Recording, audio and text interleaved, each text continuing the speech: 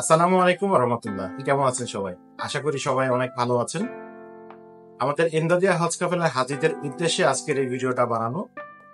আপনারা যেই উদ্দেশ্যে এখন মক্কা নগরীতে অবস্থান করছেন তা অতি সন্নিকটে। পবিত্র হজ পালনের উদ্দেশ্যে আশা করি আপনারা 3 তারিখ রাতে মিনার উদ্দেশ্যে রওনা করবেন। তো আজকের এই ভিডিওটা আমার বানানোর মেন উদ্দেশ্য হচ্ছে আপনাদের সাথে কিছু ইনফরমেশন শেয়ার করা, যেগুলো অত্যন্ত জরুরি।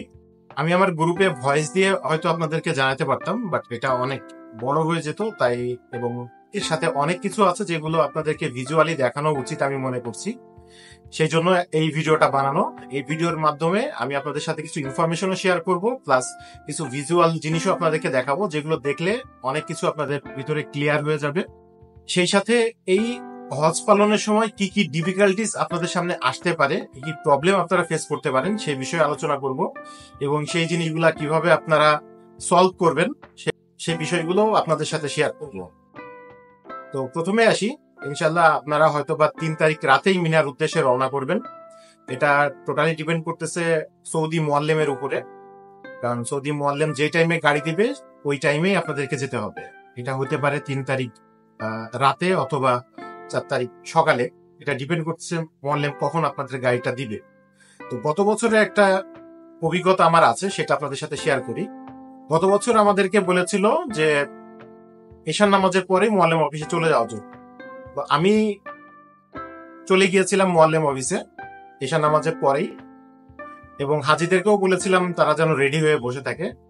তো সবাই রেডি হয়ে বসেছিল, কিন্তু গাড়ি নিয়ে আসতে আসতে অলমোস্ট আমার 2টা থেকে 3টা মতো বেজে গিয়েছিল। কারণ একটা জিনিস আপনারা মাথায় রাখবেন যে সৌদি মোয়াল্লেম যিনি আছেন তাদের আন্ডারে শুধু আমরা ইমদাদিয়ার হাজিরাই শুধু না, তাদের আন্ডারে অনেক হাজি আছে, কয়েক হাজার হাজি আছে। তো এই কয়েক হাজার হাজির মিনার নিয়ে যাওয়ার দায়িত্বও কিন্তু তার, এবং এই কয়েক হাজার হাজির জন্য কিন্তু তার প্রায় কয়েকশো গাড়ির ইন্তজাম করতে হয়।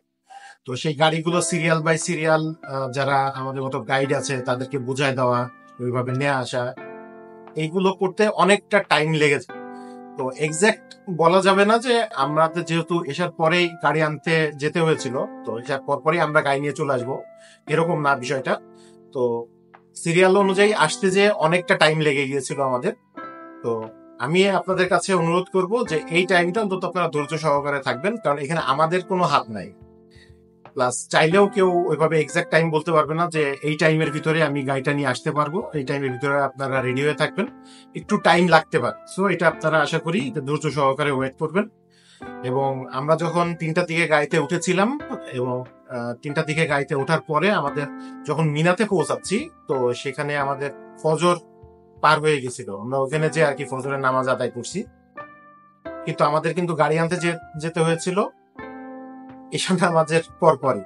সো বিষয়টা বুঝতে পারছেন যে এটা একটা মানে একটা ধৈর্যের একটা ব্যাপার, প্লাস সময়েরও একটা ব্যাপার থাকে। তো আশা করি আপনার ধৈর্য সহকারে একটু অপেক্ষা করবেন। এখানে বিচলিত হওয়ার কিছু নাই, বা এখানে আমাদের হাতেও কোনো কিছু নাই যে আপনাদের কিভাবে বলবো যে এই টাইমের ভিতরে সবকিছু হবে। তো এইটা একটা পয়েন্ট। গাড়ি যখন আসবে, গাড়ি আসার পরে আপনাদের যিনি মোয়াল্লেম আছেন নূর মোহাম্মদ সাহেব, উনি আপনাদেরকে যেভাবে যে গাড়িতে উঠতে বলে আপনারা ওইভাবে ওই গাড়িতে উঠবেন। মুজারতুল হজের লোক থাকবে, আপনাদের মক্তবের লোক থাকবে, তার আপনাদের মুশক্কার যেটা আছে ওটা চেক করে করে গাড়িতে উঠাবে, যাতে বাইরের কেউ না উঠতে পারে, বা যারা হজের জন্য যায় নাই তারা যাতে গাড়িতে উঠতে না পারে, এরকম বেশ কিছু বিষয় আছে। তো ওইগুলো লক্ষ্য রাখে তারা। আপনারাও সুশৃঙ্খল ভাবে গাড়িতে উঠবেন, ওঠার পরে আপনারা মিনাতে যে পৌঁছাবেন। মিনার তাবু কিরকম হয় দেখতে সেটা আমি আপনাদেরকে একটু দেখিয়ে দিচ্ছি। আপনারা ইয়েতে দেখতে পারবেন, স্ক্রিনে দেখতে পাচ্ছেন যে মিনার তাবুগুলো দেখতে কেমন হয়। তো মিনার তাবুতে সাধারণত একটা তাবুতে 100 মতো লোক থাকতে পারে।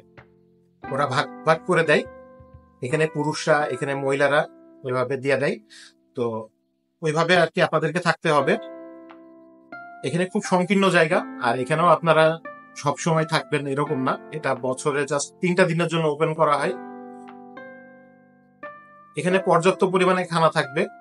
যে গেটটা থাকবে সে গেটটা অবশ্যই উপরে আপনাদের মক্তব নাম্বার, গেট নাম্বার লেখা থাকে। যখনই আপনারা মিনার তাঁবুর ভিতরে ঢুকবেন গাড়ি থেকে নেমে, অবশ্যই এটার একটা ছবি তুলে রাখবেন, অথবা মনে রাখবেন যে কত নাম্বার মক্তবে এবং কত নাম্বার তাঁবুতে আপনারা যাচ্ছেন, বা আপনাদের তাঁবুর গেট নাম্বারটা কত। গেটের কাছে আপনাদের খানার ব্যবস্থা করা থাকে। আপনাদের যদি মলেম থাকবে উনি টাইম টু টাইম আপনাদের নাস্তা, চা এবং অন্যান্য যা যা লাগে ওখান থেকে এনে এনে দিবে। আর ওখানে গেলে আপনারা সচক্ষে সবকিছু দেখতে পারবেন। আর একটা বিষয় হচ্ছে যে আমি কেন এই ছবিটা তুলে রাখতে বললাম, কারণ এখানে মিনার তাঁবুগুলো দেখতে সব একই রকম। সো কোনো কারণে কেউ যদি বের হয়, কিউরিসি বশত কেউ যদি বাইরে ঘুরতে বের হয়, বা না আমি একটু বাইরেটা দেখে আসি, সবসময় এখানে থাকতে ভালো লাগছে না, পরবর্তীতে এসে আপনাদের এই তাঁবুটা চিনে ঢোকার জন্য এই ছবিটা লাগবে। কারণ ওখানে হারায় যাবেন এটা 100% কনফার্ম, কারণ সবকিছু দেখতে একই রকম। তো কোন তাঁবু থেকে বের হয়ে আপনারা আবার কোন তাঁবুতে এসে ঢুকছেন, তো এটা যদি আপনারা ছবি তুলে না রাখেন, তো কাউকে দেখায় মানে যদি হারায় যেয়ে থাকেন আর কি, তো সেক্ষেত্রে ছবিটা দেখাইলে তারা আপনাকে হয়তো ডিরেকশন দিবে যে আপনারা এদিকে এদিকে যান, এদিকে গেলে আপনার তাঁবুটা পেয়ে যাবেন। তো এই জন্য অবশ্যই অবশ্যই আমি আপনাদেরকে রিকোয়েস্ট করবো, কেউ তাঁবু থেকে বের হবেন না। তাঁবুর পাশেই ওয়াশরুম আছে, ওয়াশরুম গুলো কিরকম সেটাও আমি আপনাদেরকে ভিজুয়ালি দেখিয়ে দিচ্ছি। এখানে অজু করার জায়গা আছে, মহিলাদের জন্য আলাদা বাথরুম, পুরুষদের জন্য আলাদা বাথরুম। এই জায়গায় লো কমোড আছে, হাই কমোড আছে, অজু করার জায়গা আছে, গোসল করতে চাইলে গোসল করার ব্যবস্থাও আছে। তবে গোসল করার ব্যাপারে আমি একটু পরে আসছি, কারণ এখানে কিন্তু মাসালা আছে যে আপনারা এরাম অবস্থায় কিভাবে গোসল করবেন, তো সেটাও আমি আপনাদেরকে জানাই দিব। যেহেতু 3 দিন আপনারা এরম অবস্থায় থাকবেন, এখানে হয়তো বা প্রচন্ড গরম, আপনারা যেহেতু এখন সৌদিতে আছেন বুঝতেই পারছেন যে কি পরিমাণ এখানে গরম। তো গরমের ভিতরে হয়তো অনেকেই গোসল করতে চাইবেন, তো সেক্ষেত্রে কি মাসালা আছে সেটা আমি আপনাদেরকে পরবর্তীতে ভিডিও লাস্টে জানিয়ে দিব। আর একটা জিনিস আপনাদের সাথে শেয়ার করি, মিনাতে যখন যাবেন তখন আপনারা কাছে কি কি রাখবেন, কারণ আপনারা যখন হোটেল থেকে বের হয়ে যাচ্ছেন আগামী 3 দিনের জন্য, আপনারা মুসাফির বা হজের জন্য যাচ্ছেন, মানে এই সময় তো ধৈর্যটা রাখা অনেকটা গুরুত্বপূর্ণ। ধৈর্য তো অবশ্যই রাখতে হবে, কোনোভাবেই ধৈর্য হারা হলে হবে না, কারণ এই সময় আপনাদেরকে প্রচুর মানে শয়তানি ধোঁকা আসবে, প্লাস মানে যেটা বলে শয়তান চাইবে যে আপনাদের হজটাকে নষ্ট করে দেওয়ার জন্য। তো আপনারা চাইবেন, মানে এটা আপনাদের ভিতরে আসবেই। কয়েকটা জিনিস আপনাদের আমি বলি, আপনাদের ভিতরে কি কি জিনিস আসবে সেটা হচ্ছে যে, মনে করেন প্রথমত এটা মনে রাখবেন যে ওটা বাংলাদেশ না, আপনারা হজের জন্য গিয়েছেন, এটা ইবাদতের জন্য গিয়েছেন, আর ওটা অন্য একটা দেশ। সো ওইখানকার কালচারের সাথে আমাদের কালচার একদমই মিলবে না। আপনার পাশে যিনি আছেন তিনি হয়তো একটু স্বাস্থ্য ভালো, আপনি একটু স্বাস্থ্য নর্মাল। ওখানে যে বেডগুলো আছে বেডগুলা খুবই ছোট ছোট, বুঝছো, একজন শুলে আরেকজনের গার উপরে চলে আসে স্বাভাবিক। আবার যাদের স্বাস্থ্য একটু আমার মতো ভালো, দেখা যাচ্ছে যে একটা বিছানা শুলে 2টা বিছানার দখল করে নেয়, এরকম অবস্থা। আমি ভিজুয়ালি আপনাদেরকে দেখিয়েছি যে এরকম ছোট ছোট বেড দেওয়া হয় এখানে থাকার জন্য। তো একজনের সাথে আরেকজন লেগে যায়, ভাই আপনি একটু সরে বসেন বা সরে শোন, আমার সমস্যা হচ্ছে, বা আমার সামান রাখতে পারছি না, কারণ সামান রাখার কোনো জায়গা নেই, নিজের সামান নিজের মাথার নিচে রাখতে হবে। তো খুবই কম জায়গা আর কি থাকে, তো এটা একটু অ্যাডজাস্ট করে নেবেন। আর একটা হচ্ছে এখানে কোনো এসি নাই, এখানে যেগুলো আছে ইয়ার কুলার। আপনাদের যে তাঁবুটা থাকবে তাঁবুর উপরে পানির ট্যাঙ্কি থাকবে, ওখান থেকে পানিগুলা মাধ্যমে এখানে আপনার যে তাঁবুর ভিতরে সরি তাঁবুর ভিতরে এয়ার কুলারের মাধ্যমে তাঁবুটাকে ঠান্ডা রাখা হয়। ওই দুপুরের দিকে প্রচন্ড গরমে পানিগুলো কিন্তু আর ঠান্ডা থাকে না, পানিগুলো কিন্তু প্রচন্ড গরম হয়ে যায়, এবং যে বাতাসগুলো আসে ওইগুলো কিন্তু গরম। তো আপনারা যারা তাঁবুর ভিতরে থাকবেন ওখানে কিন্তু গরম একটা পরিস্থিতি তৈরি হতে পারে। তো আপনারা সাথে অবশ্যই স্যালাইন রাখবেন। আর কি কি নিয়ে যাবেন মিনাতে যাওয়ার সময় সেটাও আমি আপনাদেরকে বলি। আপনারা তো এক সেট এহরামের কাপড় পরে যাবেন, আর চাইলে আর এক সেট এহরামের কাপড় আপনারা ব্যাগে রাখতে পারেন। একটা জায়নামাজ রাখবেন, যেটা আপনারা মুজদালিফাতে বিছিয়ে বসার জন্য কাজে লাগবে। ছাতাটা রাখবেন, সানগ্লাস রাখবেন, পাওয়ার ব্যাংক রাখবেন, মোবাইলের চার্জার রাখবেন সাথে। আর একটা জিনিস আপনাদের সাথে শেয়ার করি, ওখানে যেই চার্জার গুলো আছে, যে সকেট গুলো আছে, সকেট গুলো হচ্ছে চ্যাপ্টা, চিকন চ্যাপ্টার ইয়ের আর কি। তো আমার কাছে ওইভাবে নাই, আমি দেখাতে পারছি না। আর আমাদের বাংলাদেশের যে পিন গুলা থাকে, পিন গুলা হচ্ছে মাথাগুলো থাকে গোল, তো ওই পিন গুলা ওখানে ঢুকতে চায় না। তো আপনারা যদি পারেন ওইখানে যাওয়ার আগেই একটা 3 পিন কিনে নিবেন, যেগুলোর মাথা হচ্ছে চ্যাপ্টা, ওই যাতে সকেটের ভিতরে ঢুকানো যায়, এবং ওইটা থেকে আপনারা গোল মাথার যে চার্জার গুলো এগুলো লাগিয়ে আপনাদের মোবাইলটা চার্জ করতে পারেন। ঠিক আছে, এইটা একটা ইম্পর্টেন্ট জিনিস, কারণ মোবাইলে যদি চার্জ না থাকে কারোর সাথে আপনি যোগাযোগ করতে পারবেন না, সেটা সৌদি হোক বা বাংলাদেশ। ওখানে পর্যাপ্ত পরিমাণে পানি পাবেন, খাবার পাবেন। সো স্যালাইনটা সাথে রাখবেন, কারণ ওখানে ডিহাইড্রেশনের কারণে হাজিরা বেশি অসুস্থ হয়ে পড়ে। সো আপনারা যতটুকু পারেন স্যালাইনটা আপনাদের সাথে রাখার চেষ্টা করবেন। ওখানে জুস আছে, পানি আছে, ওগুলো মলেমকে বললে এনে দিবে, ওগুলো খাবেন। ঠান্ডা পানির ব্যবস্থা আছে, যতটুকু পারেন খাবেন। পাশে তো ওয়াশরুম আছে, কোনো সমস্যা নেই। যতটুকু পারেন তাঁবুতে থাকার চেষ্টা করবেন। তাঁবু থেকে বের হওয়ার দরকার নেই, কারণ বের হইলেই আপনার হারায় যাওয়ার সম্ভাবনা থাকে সবচেয়ে বেশি। বেশি কিছু নিবেন না প্রয়োজনের অতিরিক্ত, কারণ একটা জিনিস মাথায় রাখবেন, যখন আপনারা মুজদালিফা থেকে জামারাতে আসবেন তখন আপনাদেরকে হেঁটে আসতে হবে। এই জায়গায় আপনার সামান আপনাকেই টানতে হবে, অন্য কেউ টানবে না। সো আপনি যদি বেশি ভারী জিনিস নেন, সো ওই ক্ষেত্রে আপনারই কষ্ট হয়ে যাবে। এটা একদমই করবেন না, আশা করি। মানে চেষ্টা করবেন যত কম জিনিস নেওয়া। আচ্ছা, মিনাতে থাকা অবস্থায় ওই দিনটা কোনো মতে কাটালেন। এরপর রাতের বেলা আবার আপনাদেরকে মোয়াল্লেম গাড়ি দিবে। এমনও হতে পারে রাত্রেবেলা আপনাদেরকে আরাফাতে নিয়ে যাবে, অথবা সকালবেলা নিয়ে যাবে। আমাদেরকে রাত 3টার দিকে গাড়ি দিয়েছিল। তো আমরা 12টা থেকে রেডি হয়েছিলাম, 3টার দিকে গাড়ি এসেছিল। আমরা যখন আরাফাতে পৌঁছাচ্ছি তখনও অলমোস্ট সকাল হয়ে গেছে। বাট মিনা থেকে কিন্তু আরাফাত দূরত্ব খুব একটা বেশি না, মাত্র 13 কিলোমিটার। কিন্তু এই 13 কিলোমিটার যেতেও আমাদের প্রায় 2 থেকে 2.5 ঘন্টা লেগে গিয়েছে। আপনার একটা জিনিস চিন্তা করতে হবে, রাস্তা কম কিন্তু এখানে আপনারা হজ করতে গিয়েছেন প্রায় 30 লক্ষের হাজির মতো।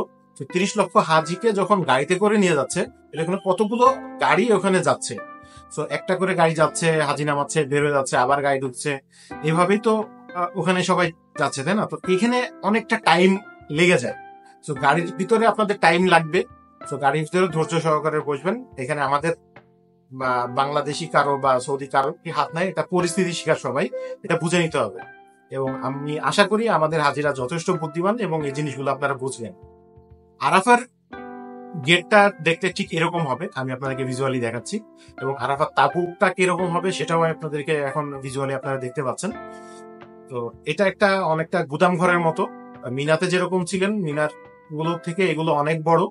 মাঝখানে পার্টিশন দিয়ে মহিলাদের একটা জায়গা এবং পুরুষদের একটা জায়গা করা হয়, যেখানে মিনাতে মহিলাদের জন্য আলাদা তাঁবু থাকে, পুরুষদের জন্য আলাদা তাঁবু থাকে। কিন্তু এখানে মহিলা পুরুষ একসাথে, মাঝখান দিয়ে একটা পার্টিশন দিয়ে একই তাঁবুর ভিতরে মহিলা এবং পুরুষ রাখা হয়। এখানেও কিন্তু সেম কাহিনী, এখানেও এয়ার কুলার। তো এই জায়গাতেও আপনার হয়তো গরম লাগতে পারে। মেন্টালি ওইভাবে আপনারা প্রিপারেশন নিয়ে রাখবেন যে এখানে গরম লাগবে, স্বাভাবিক। আর আরাফার ময়দানে তো আপনারা বেশিক্ষণ থাকবেন না, হয়তো সকালে যে পৌঁছাবেন, দুপুরটা থেকে বিকেলের দিকে আবার চলে আসবেন। তো খুব একটা বেশি টাইম ওখানে থাকতে হবে না। আর ওখানে এটাই হচ্ছে আপনাদের মূল হজ। তো এই জায়গায় যতটুকু পারেন ইবাদতের পিছনে টাইম দিবেন। অন্য কে কি করলো, কে কি বললো, এদিকে কান দেওয়ার কোনো প্রয়োজন। নিজের হজটাকে অন্তত নষ্ট করবেন, নিজের হজটাকে হেফাজত করার চেষ্টা করবেন। দেখবেন যে আরেকজনের হজ হেফাজত হয়ে যাবে। আপনি এক কথা বললে আরেকজন আরেক কথা বলবে, 2-3 একসাথে দেখা যাচ্ছে অনেকের হজ নষ্ট হয়ে যাওয়ার সম্ভাবনা থাকে। এই কাজটা কখনো আপনারা করবেন না, এটুকু আমি আপনাদের কাছে অনুরোধ করবো। টাইম টু টাইম আপনাদের খানা চলে আসবে, ওইটা নিয়ে টেনশনের কিছু নাই। এখানে পর্যাপ্ত পরিমাণে খানা থাকে, হয়তোবা আনতে একটু দেরি হতে পারে বা একটু বিলম্ব হতে পারে। তো এখানে আপনারা ধৈর্য হারা হবেন না। আপনাদের যিনি গাইড আছেন, গাইডের সাথে যোগাযোগ করবেন, উনি আপনাদের খানা টাইম টু টাইম পৌঁছে দেওয়ার ব্যবস্থা করবেন। অনেকে আরাফাতে যে মসজিদে নামিরাতে যাওয়ার চেষ্টা করেন। মসজিদে নামিরা আপনাদের যে জায়গাতে তাঁবুটা থাকবে ওখান থেকে অনেকটা দূর। আর এখানেও তাঁবুগুলো সব দেখতে একই রকম, সেম। আর এখানে যেহেতু আপনারা এর আগে কখনো যান নাই, তাঁবু থেকে বের হলে মসজিদে নামিরাতে হয়তো যেতে পারবেন, দূর থেকে মিনার গুলো দেখা যায়, আপনারা হয়তো গেলেন ওখানে নামাজ পড়লেন, কিন্তু ওখান থেকে আর ব্যাক আসতে পারবেন না। কারণ যখন আসবেন তখন দেখবেন যে সবগুলো রাস্তা একরকম, সবগুলো তাঁবু একরকম। তো হারায় যাওয়ার সম্ভাবনা থাকে। আর আপনি যদি হারায় যান একজনের পেরেশানিতে, দেখবেন যে গাইড অন্যান্য হাজিদেরকেও বসায় রাখছে, আপনাকে খুঁজতে সেও একজন পেরেশানির ভিতরে আছে। আপনার হজটাও নষ্ট হয়ে যাবে, অন্যদের হজগুলো নষ্ট হয়ে যাবে। সো সবাই কাফেলা যেই জায়গায় থাকে আপনারা ওইভাবেই একসাথে থাকার চেষ্টা করবেন। নিজে থেকে বাড়তি কোনো কিছু করার দরকার নাই। অনেকে এই জায়গায় প্রবলেম হয় আরেকটা জিনিস, ওয়াশরুম। এখানে যেহেতু বছরে একটা দিন এবং একটা বেলার জন্য এই জায়গায় মানুষ অবস্থান করে, এই জায়গায় হিউজ পরিমাণ ফ্যাসিলিটিস নাই, বাথরুমের ওই রকম ভাবে ব্যবস্থাও নাই। 2-3টা তাঁবুর জন্য হয়তো আপনার ওখানে 10টা ওয়াশরুম দিয়েছে, যেখানে 5টা পুরুষদের 5টা মহিলাদের, তো বিশাল লাইন লাগতে পারে। তো আপনারা চেষ্টা করবেন সময় অনুযায়ী বা যেখানে যখন ফাঁকা থাকবে তখন যে আপনারা আপনাদের মানে ওয়াশরুমটা যদি জরুরত হয় সেটা সেরে ফেলবেন। তবে এখানে দীর্ঘ লাইন ধরতে হবে, এটা স্বাভাবিক। আর আপনাদেরকে আমি আগেও বলেছি, যদি পারেন তো ওয়ান টাইম গ্লাভস নিয়ে যাবেন, যেহেতু আপনারা এই 3 দিন এরাম অবস্থায় থাকবেন। এই জায়গায় আপনারা খুশবু জাতীয় সাবান ইউজ করা যাবে না। তো যদি টয়লেট করতে হয়, টয়লেট করার পর ওয়ান টাইম গ্লাভস ইউজ করবেন, দেন ওটা ফেলে দিবেন। কারণ ওখানে আপনি মানে সাবানও পাবেন না হাত ধোয়ার জন্য। তো নিজের কাছে যারা একটু সাফ থাকতে পছন্দ করেন, তো সেক্ষেত্রে নিজেদের কাছেও খারাপ লাগবে। তো ওয়ান টাইম গ্লাভসটা ইউজ করলে দেখা যাচ্ছে যে তখন আর নিজের কাছে ওই খারাপটা হবে না, পানি দিয়ে হাত ধুয়ে ফেললেন, ব্যাস উজু করে চলে আসলেন। এখানে যদি আপনারা গোসল করতে চান, অনেকে গোসল করে, ওয়াশরুম আছে। তো সেই ক্ষেত্রে আমি আপনাদেরকে বলি, মিনাদের বলেছিলাম যে আমি পরবর্তীতে জানাবো। যদি আপনারা গোসল করতে চান, গোসল করতে গেলে অনেকটা টাইম লেগে যাবে, কারণ সিরিয়াল ওয়াইজ দাঁড়ায় একটা ব্যাপার স্যাপার থাকে, গরমের ভিতরে কতক্ষণ দাঁড়ায় থাকবেন। তো তারপরেও যদি আপনারা গোসল করতে চান, তো সেক্ষেত্রে অবশ্যই একটা জিনিস মাথায় রাখবেন, গায়ের যে কাপড়টা থাকবে সেটা খুলে রাখবেন, পরনেরটা খুলবেন না। অনেকে আছেন পরনেরটা খুলে গামছা পরে গোসল করতে যান, খবরদার না, এটা কখনোই করবেন না। নিজের পরনের এহরামটা থাকবে। তো এই অবস্থায় আপনারা গোসল করবেন, করে গায়ের যেটা ছিল ওটা নিচে পরে নিবেন, নিচে পরে নিয়ে তারপরে নিচের এহরামটা খুলে নিবেন, নিয়ে ওটা শুকাইতে দিবেন। বা নতুন যদি আর একটা থাকে সেটা গায়ে পরে নিলেন। আর ওখানে যে পরিমাণ রোদ, আধা ঘন্টার ভিতরে আপনার এহরামের কাপড় শুকায় যাবে। আধা ঘন্টা হয়তো লাগবে না, 10 মিনিটের ভিতরে শুকায় যাবে। তো যদি না নিয়ে যেয়ে থাকেন, যদি এক সেট এহরামই নিয়ে যেয়ে থাকেন, তো সেক্ষেত্রে করবেন যেটা, আপনি গায়েরটা নিচে যখন পড়লেন, নিচেরটা খুলে ধুয়ে আপনি একটু শুকাইতে দিলেন। ওখানে শুকাইতে দিলে আপনার 10 মিনিটের ভিতরে ওটা শুকায় যাবে, তাহলে ওটা আবার আপনি উপরে, শরীরের উপরে ইউজ করতে পারেন। এইভাবে আপনারা যদি গোসল করেন এইভাবে করবেন। আদারওয়াইজ যদি মনে করেন যে না আমি সব খুলে গামছা পরে গোসল করবো বাংলাদেশের মতো, না, এটা এহরামের নিয়ম না। আপনার কিন্তু এহরামের নিয়ত ছুটে যাবে, তো আপনার হজটা তো হবে না, আপনার উপরে দম চলে আসবে। সূর্য যখন ঢলবে পশ্চিম দিকে, এরপরে আপনাদের ব্যক্তিগত ইবাদত করা শুরু হবে। যে যার মতো নিজস্ব ব্যক্তিগত ইবাদত নিয়ে যত পারেন জিকির করবেন, দোয়া করবেন। এখানে আল্লাহ তাআলা সবার দোয়া কবুল করে, দোয়া কবুলের জায়গা এটা। যত পারেন দোয়া করবেন, কে কি করলো না করলো, খাইছেন কি না খাইছেন, এই দিকে একদম নজর দেওয়ার দরকার নেই, কারণ এই দিনটা লাইফে হয়তো আর জিন্দগিতে নাও আসতে পারে। সো এই প্রপার টাইমটাকে প্রপার ভাবে ইউটিলাইজ করার চেষ্টা করেন আপনারা। সবচেয়ে ভালো হয় যে একটু সূর্য ঢলে গেলে আপনারা যারা পরিবার নিয়ে গিয়েছেন একসাথে বের হয়ে আসবেন, গাছের নিচে যে 2 হাত তুলে দোয়া করবেন। আল্লাহ এই জায়গায় কারোর দোয়া ফেলে দেন, প্রত্যেকের দোয়া এখানে আল্লাহ তাআলা কবুল করেন। তো এখানে মনের ভিতরে বিন্দু মাত্র আপনারা ডাউট রাখবেন না যে আমার দোয়া কবুল হবে কি হবে না। অবশ্যই অবশ্যই আল্লাহ তাআলা আপনাদের দোয়া কবুল করবে। সো এই জায়গায় যত পারেন দোয়া করবেন এবং ব্যক্তিগত আমল করবেন। সাধারণত আমাদের এখানে যেটা হয় যে মানে নিয়ম হচ্ছে যে আসর এবং মাগরিব, জোহর এবং আসর একসাথে পড়ার নিয়ম। তো আপনাদের ওখানে মুআল্লিম যিনি গাইড থাকবেন, উনি আপনাদেরকে ইনস্ট্রাকশন দিবেন যে আপনারা কিভাবে নামাজটা আদায় করবেন, একসাথে আদায় করবেন নাকি আলাদা আলাদা আদায় করবেন, জামাতে কিভাবে আদায় করবেন। ওনারা যেভাবে ইনস্ট্রাকশন দেয় ওইভাবে নামাজটা আদায় করবেন। মাগরিবের নামাজ পড়বেন না, মাগরিবের পরে এখান থেকে বের হতে হবে। এমনও হতে পারে যে আসরের পরপরই হয়তো বা গাড়ি চলে আসবে, আপনাদেরকে গাড়িতে তুলে ফেলতে পারে, কিন্তু আপনাদেরকে আরাফার ময়দান থেকে বের করবে না, গাড়িতে তুলে বসিয়ে রাখবে। মাগরিবের আজান হবে, মাগরিবের পরে আপনাদেরকে আরাফা থেকে বের করবে। গতবার আমাদের যেটা হয়েছিল, মাগরিবের পরেই, মাগরিব বলতে কি মাগরিব আসরের পরপরই আমাদেরকে গাড়িতে তুলে ফেলেছিল, এবং অলমোস্ট এশা পর্যন্ত আমরা ওখানে ওয়েট করেছি। কারণ ওই যে বললাম যে জায়গা তো আপনার কম, গাড়ি তো প্রচুর, একে একে তো সব গাড়িগুলো বের হবে, এরপরেই মানে সিরিয়াল ওয়াইজ আপনাদের পালা আসবে। তো এই জায়গায় ওয়েট করতে হবে গাড়ির ভিতরে উঠে। আর এই জায়গায় গাড়ি মুআল্লিম একটু কম দেয়, এরকম হতে পারে যে 50 সিটের গাড়ি, আপনাদেরকে 50 সিটের গাড়িতে হয়তো 60, 65 বা 70 জন উঠতে হতে পারে। তো যারা ইয়াং আছেন তারা একটু দাঁড়িয়ে যাবেন কষ্ট করে, এবং যারা মুরব্বী আছেন তাদেরকে বসতে দিবেন। এবং আরাফাতে আপনাদের যে চাদরটা দিবে, ওখানে আপনাদের যে বেড গুলো থাকে, বেডের উপর একটা চাদর থাকবে, চাদরটা নিয়ে নিবে। ওই চাদরটা গাড়ির ভিতরে বিছিয়ে যারা ইয়াং আছেন ওখানে বসে আপনারা চলে যেতে পারবেন। মানে রেস্ট নিতে পারবেন অন্তত। কারণ আপনাদের তো আসরের পর যদি গাড়িতে তুলে ফেলে এবং গাড়িটা ছাড়তে যদি এসার পরে ছাড়ে, তো অনেকটা টাইম গাড়ির ভিতরে আপনাদেরকে স্পেন্ড করতে হবে। তো সবসময় এতক্ষণ তো দাঁড়িয়ে থাকা সম্ভব না, যাতে চাদরটা বিছিয়ে আপনারা ওই জায়গায় বসতে পারেন, নিচে যে খালি জায়গাটা আছে। আমাদেরকে গতবার প্রায় রাত 2টার দিকে মুজদালিফাতে আমরা গিয়ে পৌঁছেছিলাম। আশ্চর্য, বাট এটাই স্বাভাবিক, টাইম লাগে। কিন্তু যারা হেঁটে গিয়েছিল তারা অনেক আগে পৌঁছে গেছিল। এখন আপনারা যদি কেউ এই জায়গা থেকে হেঁটে যেতে চান বা ট্রেনে যেতে চান, টোটালি আপনাদের নিজস্ব জিম্মেদারি, এটা কাফেলার কোনো আর জিম্মাদারি থাকবে না। এখান থেকে যদি আপনি হারিয়েও যান, সেটা আপনার নিজস্ব ভাবে আর কি আপনাকে আবার মক্কাতে চলে আসতে হবে। এখানে আর গাইড কোনো দায়িত্ব নিবে না। এবং আপনি যদি যান, অবশ্যই গাইডকে, আপনাদের যিনি মুআল্লিম আছেন তাকে অবগত করে যাবেন যে ভাই আমি ট্রেনে যাবো বা আমি হেঁটে যাবো। এটা আপনার ব্যক্তিগত ব্যাপার, এখানে আমাদের আলাদাভাবে কোনো কিছু বলার কিছু নাই। মুজদালিফাতে পৌঁছানোর পর আপনাদের প্রথম কাজ হচ্ছে যে কোনো একটা সুইটেবল জায়গা দেখে, আমি আপনাদের কয়েকটা ছবি দেখাচ্ছি যে এভাবে সবাই মুজদালিফা খোলা আকাশের নিচে রাতটা যাপন করে। চেষ্টা করবেন যেখানে টয়লেট আছে টয়লেটের আশপাশের জায়গাগুলোতে থাকার, যাতে প্রয়োজন অনুযায়ী আপনি ওয়াশরুমে যেতে পারেন, উজু করতে পারেন। এবং এখানে কোনো খাবার পাবেন না, এখানে কেউ খাবার দিবে না। আরাফা থেকে আসার সময় কিছু যদি পারেন তো খাবার আপনাদের ব্যাগে নিয়ে নিবেন, ওখানে প্রচুর খাবার থাকে, ওখান থেকে কিছু খাবার আপনাদের সংরক্ষণে রাখবেন। মুজদালিফাতে কোনো খাবার পাবেন না, রাতের খাবার পাবেন না, সকালের খাবার পাবেন না। তো আপনাদেরকে এই টাইমটা টোটালি না খেয়ে থাকতে হবে। হয়তো দুপুরে যখন আপনারা মক্কাতে এসে পৌঁছাবেন জামারা করার পর, তখন হয়তো বা কিছু খাবার পাইতে পারেন। আর ওটা আমাদের বাংলাদেশেও না যে মোড়ে মোড়ে আপনার টং দোকান থাকবেন, কিছু কিনে খাবেন। আপনার পকেটে লাখ লাখ টাকা থাকলেও আপনি ওখানে কোনো খাবার পাবেন না। তো চেষ্টা করবেন আরাফা থেকে আসার সময় ওখানে কিছু খাবার আপনার ব্যাগে সংরক্ষণ করে রাখার জন্য, বা আগে থেকে কিছু খাবার, শুকনো খাবার আপনার কাছে রাখার জন্য, যাতে মুজদালিফাতে ওই খাবারটা খাইতে পারেন। মুজদালিফাতে যখন রাত যাপন করবেন, যে ছোট আমি আপনাদেরকে বলেছিলাম জায়নামাজ আনার জন্য, জায়নামাজটা তো আনছেন, প্লাস আরাফাতে যেই চাদরটা দিয়েছিল চাদরটা আমি আনতে বলেছি আপনাদেরকে, ওই চাদরটা বিছিয়ে ওর উপরে আপনারা রাতটা কাটিয়ে দিবেন। এবং যেই জায়গায় আপনারা অবস্থান করবেন ওই আশপাশেই দেখবেন যে ছোট ছোট কঙ্কর পাওয়া যায়।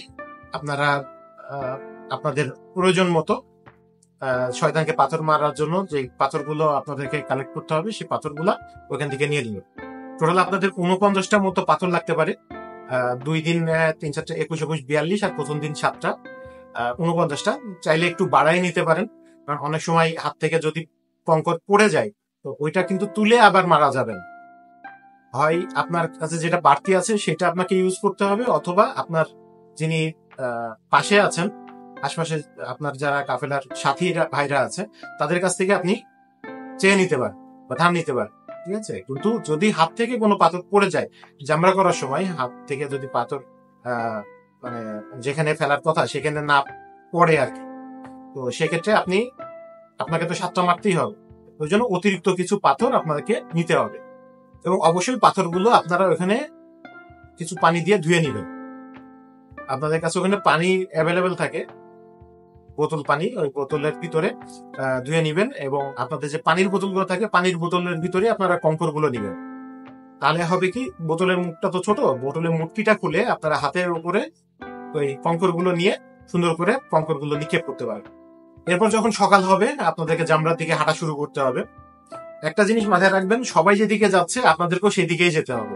এখানে যদি কেউ দলছুট হয়ে যান বা কোনো কারণে আলাদা হয়ে যান, কখনোই ভাববেন না যে আপনি হারিয়ে গেছেন।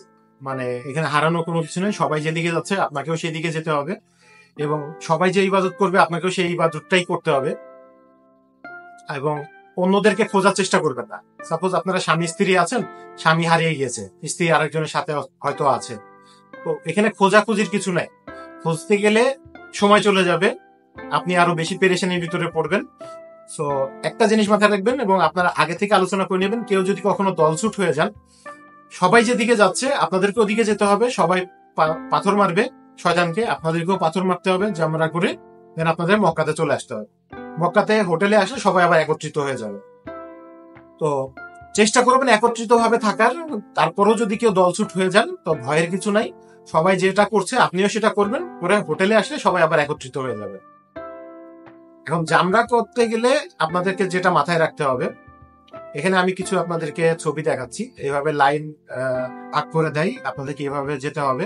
প্রথমে আপনারা যখন ঢুকবেন, প্রথমে যে পিলারটা দেখবেন ওটা হচ্ছে ছোট শয়তান, ওটাকে মারবেন না। এরপর মেজো শয়তান, এরপর বড় শয়তান। লাস্টের যে ইয়েটা আছে সবাই দেখবেন যে ওখানে পাথর মারছে, তো আপনারা ওইটাতে পাথর মারবেন। আর একটা ট্রিক্স আপনাদেরকে শিখিয়ে দিই। সবাই যেটা করে, আপনারা যখন সোজা যাচ্ছেন সামনের দিক থেকেই সবাই মারার চেষ্টা করবে, ওই জায়গায় ভিড়টা বেশি হয়। তো ওই জায়গায় ভিড়ের ঠেলাঠেলি হয়, অনেকে পড়ে যায়। যেমন গত বছর আমি নিজেও পড়ে গিয়েছিলাম এবং একজন পাকিস্তানি আমার গায়ের উপরে পড়েছিল এবং আমার এরম এমন ভাবে ধরেছিল আমি নিজে উঠতে পারছিলাম। অনেক কম করে আমার নিজের গায়ের উপরে এসেও পড়েছে। এরকম পরিস্থিতি হয়।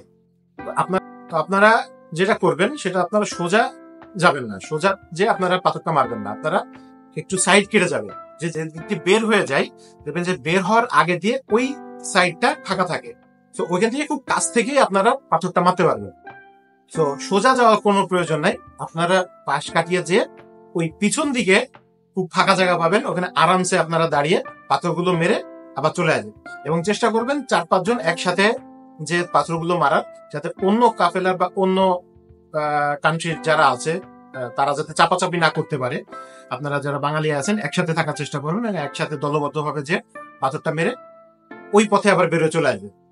এবং ওই পথ দিয়ে যখন বেরোয় আসবেন, আসার কিছু দূর পরেই সবাই যে দিক দিয়ে বেরোচ্ছে আপনারাও বের হবেন। বের হয়ে আসলে দেখবেন যে কিছু দূর হেঁটে আসলে হাতের বাম দিকে একটা টিন শেড করা আছে বা একটা সুড়ঙ্গের মতো আছে, ওই দিক দিয়ে হাঁটা ধরলেই আপনারা মক্কাতে চলে আসতে পারবেন।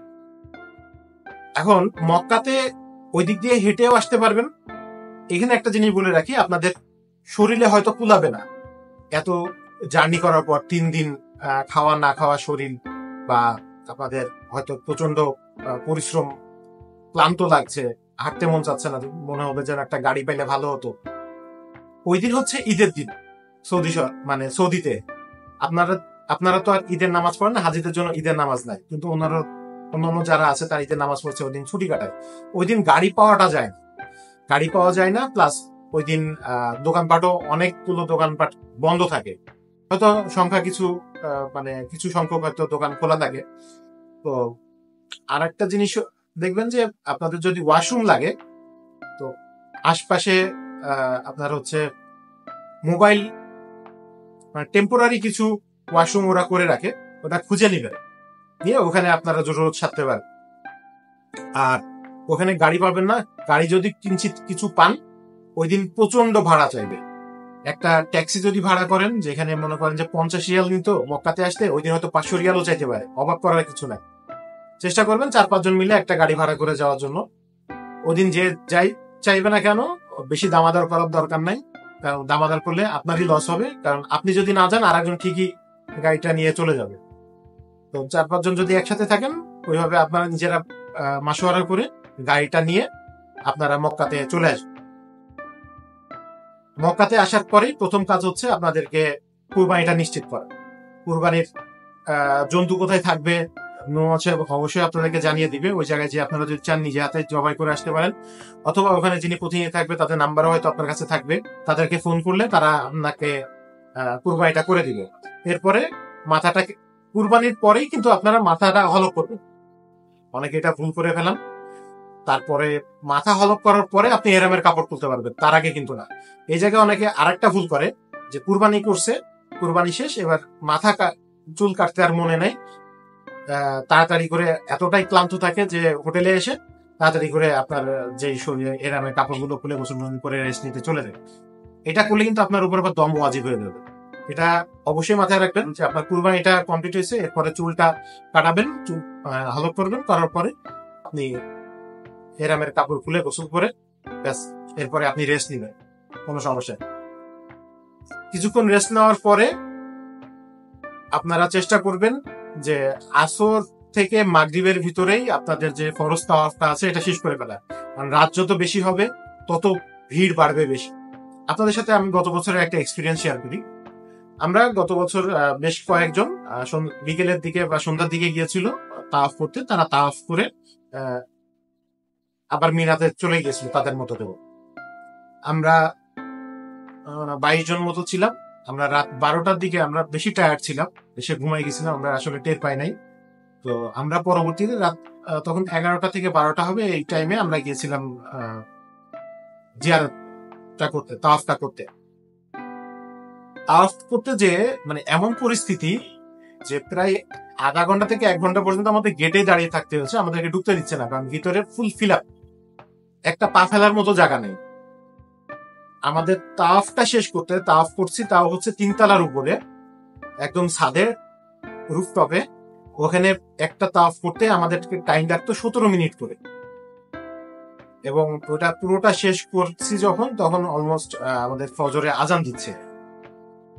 তাওয়াফ সাহি শেষ করে দেন আমরা হচ্ছে ফজরের নামাজ পড়ে আবার হোটেলে আসছি। হোটেলে এসে আবার খাওয়া দাওয়া করে একটু রেস্ট করে দেন আমরা সকালের দিকে আবার মিনাতে গিয়েছি, যে তারপরে আবার সেকেন্ড দিনের আমরা জামরাটা করেছি। তো আপনারাও চেষ্টা করবেন যে বেশি রাত না করার। বেশি রাত করলে যত রাত করবেন তত ভিড় বাড়বে এবং বেশি কষ্ট হবে।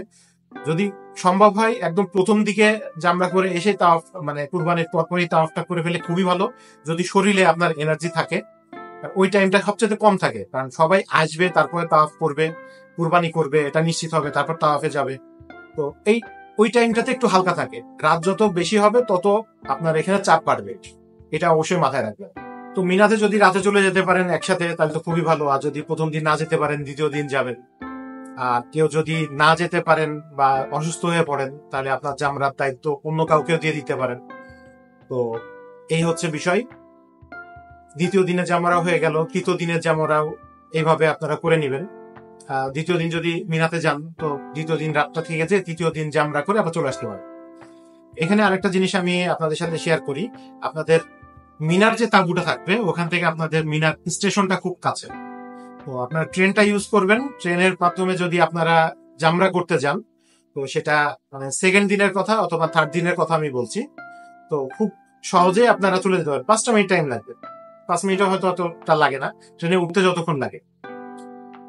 একবারে জামরার পাশে যে দাঁড়াবেন, ট্রেন লাইনটাও আমি আপনাদেরকে দেখিয়ে দিচ্ছি যে এই জায়গায় নামবেন, এই জায়গায় নেমে একটু নিচে নামতে হয়, নিচে নেমে তারপর উপরে উঠে আপনারা জামরা জায়গাটা যেখানে শয়তানদের পাথর মারতে হয় সেটা পেয়ে যাবেন। ওই জায়গায় যে আপনারা পাথর মেরে আবার মক্কাতে চলে আসতে পারবেন। ট্রেনটা যদি ইউজ করেন তাহলে আপনাদের খুব সুবিধা হবে। এবং প্রথম দিন যখন আপনারা মুজদালিফা থেকে জামরা করতে আসবেন তো ওই জায়গায় রাস্তার কিছু বিষয় থাকে। আপনাদের এই ম্যাপটা আমি দেখিয়ে রাখছি। এই ম্যাপটা যদি আপনাদের থাকে বা আপনাদের মোবাইলে যদি চার্জ থাকে বা মোবাইলেও আপনারা ডাউনলোড করে রাখলেন, যদি প্রথম দিন মুজদালিফা থেকে আপনারা স্টেশনের কাছাকাছি নামতে পারেন বা স্টেশনে ওই রাতটা থেকে যদি আপনার ট্রেনে উঠে চলে আসতে পারেন ইয়েতে জামরা করতে, তাহলে খুব সহজেই চলে আসতে পারবেন। আর যদি মাঝামাঝি পর্যায়ে আপনাদেরকে বাস থেকে নামিয়ে দেয়, আরাফা থেকে যখন আপনারা আসবেন স্টেশন থেকে যদি দূরে চলে আসেন তাহলে ব্যাক যাওয়ার কোনো ওয়ে নাই স্টেশনের ওখানে।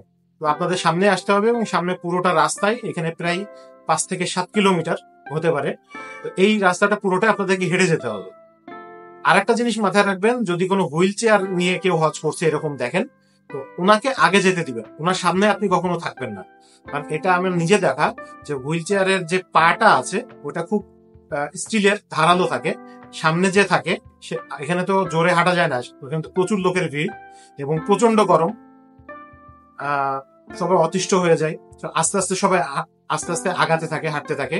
পিছন দিক থেকে যদি হুইল চেয়ারের ধাক্কা আপনার পায়ে লাগে পিছনের রক পর্যন্ত কেটে যাওয়ার সম্ভাবনা থাকে। তো হুইল চেয়ার জাতীয় যদি এটা দেখেন, শুধুমাত্র এই জায়গাতে না, আপনি মসজিদুল হারামে যখন আপনি তাওয়াফ করেন বা সাই করেন সেক্ষেত্রেও অনেকে দেখবেন যে হুইল চেয়ারে আপনার আশপাশে আছে। তো তাদেরকে অবশ্যই আগে পাঠিয়ে দিবেন, ওনাদের পিছনে আপনি থাকবেন। আপনি যদি ওনাদের আগে থাকেন তো আপনার একটা অ্যাক্সিডেন্ট হওয়ার সম্ভাবনা থাকে। তো এই বিষয়গুলো অবশ্যই মাথায় রাখবেন। তো আমি যতটুকু পারছি আপনাদেরকে ক্লিয়ার করার চেষ্টা করছি, কি কি প্রবলেম আপনারা ফেস করতে পারেন, কি কি সমস্যা হতে পারে এবং কিভাবে আপনারা হজটা করবেন সেটা আপনাদেরকে সংক্ষিপ্তভাবে বলা। যদিও ভিডিওটা অনেক বড় হয়ে গেছে, আশা করি ধৈর্য সহকারে আপনারা দেখেছেন এবং বিষয়গুলো ক্লিয়ার হয়েছেন। এরপরে যদি কোনো কোশ্চেন থাকে সেটা আমাকে হোয়াটসঅ্যাপে নক করবেন আপনারা, আমি ইনশাল্লাহ মানে আপনাদেরকে হেল্প করার চেষ্টা করবো। প্লাস নূর মোহাম্মদ ভাই তো আছেনই আপনাদের সাথে, উনি আপনাদেরকে মাসলা মাসাইল যেগুলো আছে সেগুলো আপনাদের সাথে শেয়ার করবেন। সবাই আমার জন্য দোয়া করবেন, আর আমিও দোয়া করি আপনারা যেন সুস্থ ভাবে আবার হজটা করে ফিরে আসতে পারেন। সবাই ভালো থাকবেন। আসসালামু আলাইকুম।